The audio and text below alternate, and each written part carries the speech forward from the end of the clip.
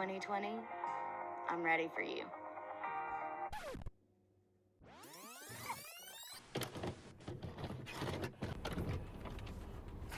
Mom, I passed! Oh, I'm crying. In January, I finally passed my MOCA. I also met Albert Pujols and his bodyguard. They were so nice and so genuine. In February, I got the call saying I was going to be hired as a first grade teacher, my dream job. I also may have gotten stuck at a Sonic, but that's a story for another time. In March, I was able to finally go to a softball practice and was so excited about my upcoming senior season. But then, everything changed. We have therefore made the assessment that COVID-19 can be characterized as a pandemic. States across the country open their doors for business. Will be with us through the summer. In Georgia, movie theaters have the right to reopen tomorrow. Tables X'd off, we're going to wait and kind of take a wait-and-see approach and see how things progress over the next week or two. Across the U.S., 18 states are open. Nashville's busy city center in Tennessee, restaurants have the NBA is allowing teams in some states to practice curbside retail. States like Colorado are getting more creative. Today, after school, I found out that all sports have been canceled, their entire seasons. We didn't play a single game. So, my senior season of softball ended in the fall, and it just sucks. We won't get that last game. Then things started to look up. I was hanging out with my friends from college until they told us we had to leave, but this time it was for good. So I moved out of college for the very last time and came back home.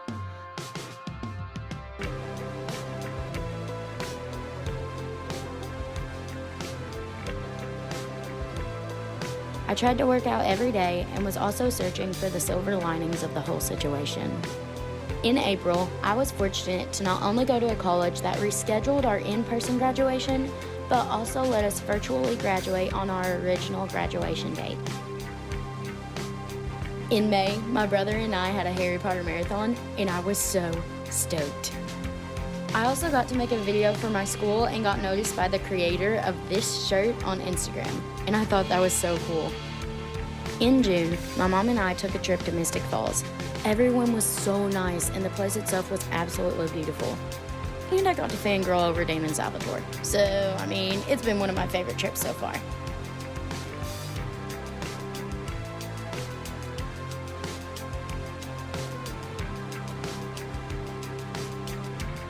Oh yeah, and I also turned 22 and got to watch my brother play lots and lots of baseball. In July, I spent the 4th with some of my friends, and then soon after, I was off to Disney with another group of friends.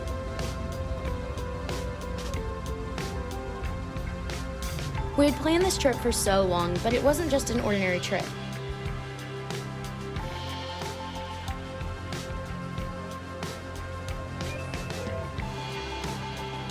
My two friends actually got engaged here.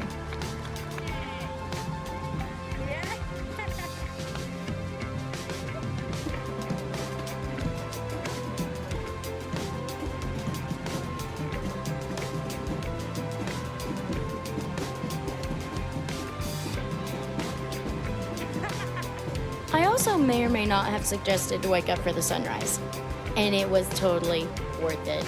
Absolutely breathtaking. In August, I moved out of my parents' house and into my own apartment. I also got my first grade classroom together as well. Can you guess what my theme is?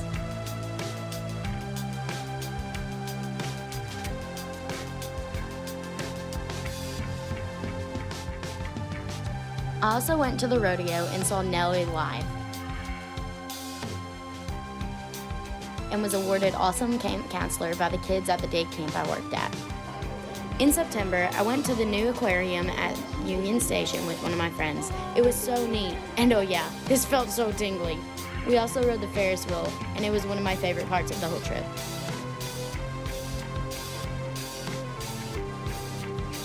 In October, I tried a deep fried Twinkie for the first time and went apple picking with one of my very good friends. I'm keeping this going, that way I can document it, because I don't always usually show like the happiest moments and smiling, but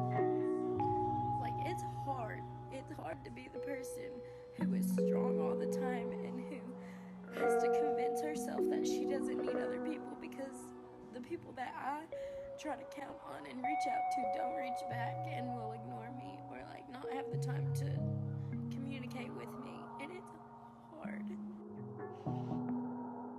Basically, I'm not okay. It's gonna be okay. Like, there's gonna be other days you're loved, you're acknowledged, you're cared for, and you just need to keep reminding yourself of that, because when you're like me and you're not around people who do constantly make it like verbally known that they love you and care for you, like, you have to be the person to remind yourself of those things. In November, I learned to love myself. I was checking in on people and being there for them, but I didn't have a consistent person that I could go and talk to. I learned to be content with being alone. I knew that the most consistent person in my life would be myself, and I had to be at peace with that. I couldn't control how people acted towards me, but I could definitely control my reactions to the way that I was being treated. It helped immensely being around my family during this time, and I started to become a much happier person again. In December, I worked out daily and became so much happier.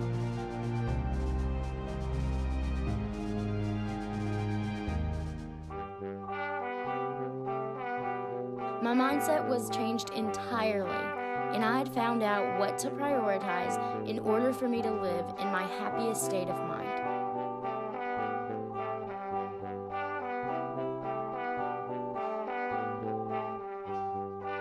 I also redeveloped a love for reading. I'd completely found out what it means whenever they say that happiness comes from you and only you and not from others. I was looking for joy and happiness in my friendships rather than letting it come from myself. I had to find contentment with being on my own as an individual.